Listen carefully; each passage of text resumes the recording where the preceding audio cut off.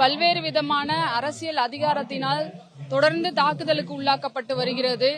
கிட்டத்தட்ட சில மாணவர்கள் மிகப்பெரிய தாக்குதலுக்கு உள்ளாக்கப்பட்டும் அங்கே உண்ணாவிரத போராட்டத்தை மேற்கொண்டிருந்த கூடிய சோனம் வாங்சுக் அவர்கள் ஒரு அதிரடியான முறையில் அவரை அதிகாரத்தில் இருப்பவர்கள் கைது செய்வது, அங்கே இருக்கக்கூடிய சிஜேபியினுடைய நிறுவனரை தாக்குதலுக்கு உள்ளாக்குவது, அங்கே போராடக்கூடிய பெண்களையும் இளைஞர்களையும் தொடர்ச்சியான தாக்குதலுக்கு உள்ளாக்குவது, குறிப்பிட்ட வகையில் பேலட் குண்டுகளை கொண்டு தாக்குதலுக்கு உள்ளாக்கப்படுவது, இதெல்லாம் மிகப்பெரிய நாடு முழுவதும் கண்டனத்தை ஏற்படுத்தக்கூடிய ஒரு விஷயமாக பார்க்கப்படுகிறது.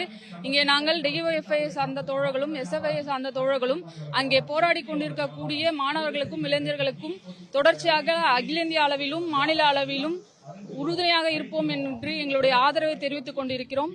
அந்த வகையில் கிட்டத்தட்ட ஒரு 3 நாட்களாக போராடி 3வது நாளாக இங்கே சென்னையில் காவல்துறையினுடைய அனுமதியோடு இங்கே போராட்டத்தை தொடங்கி இருக்கிறோம். மிக முக்கியமாக விஷயம் பார்க்க வேண்டும் என்று சொன்னால், இந்திய நாட்டில் போராடுவதற்கான ஜனநாயக உரிமை அனைத்து மக்களுக்கும் உண்டு. ஆனால் சென்னையில் போராடுவதற்கான உரிமை சென்னை காவல்துறையினால் மறுக்கப்பட்டது.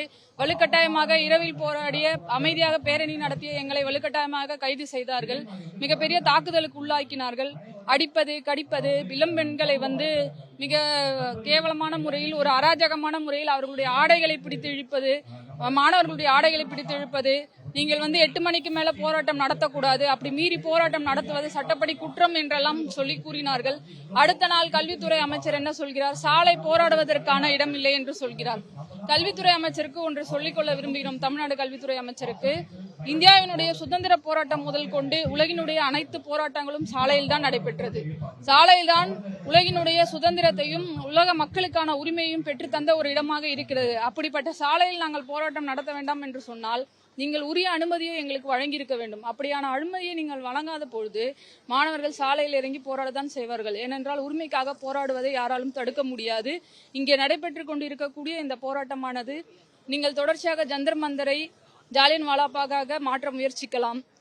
இந்தியாவில் இருக்கக்கூடிய அனைத்து பகுதியையும் நீங்கள் ஜாலியன் வாலாபாகாக மாற்ற முயற்சிக்கலாம். ஆனால் நாங்கள் பகத்சிங்குகளாக தொடர்ந்து போராடி கொண்டே இருப்போம். மாணவர்களுக்கும் இளைஞர்களுக்கும் எங்களுடைய ஆதரவை தெரிவித்துக் கொண்டே இருப்போம். எங்களுடைய மிக முக்கியமான கோரிக்கை, நீட்டை ரத்து செய்ய வேண்டும். கல்வி அமைச்சரான தர்மேந்திர பிரதானை பதவி விலக செய்ய வேண்டும். இந்த முக்கியமான கோரிக்கைகள் நிறைவேறும் வரை இங்கே இருக்கக்கூடிய மாணவர்களும் இளைஞர்களும் தொடர்ச்சியான போராட்டத்தை முன்னெடுப்போம் என்பதை கூறிக்கொள்கிறோம்.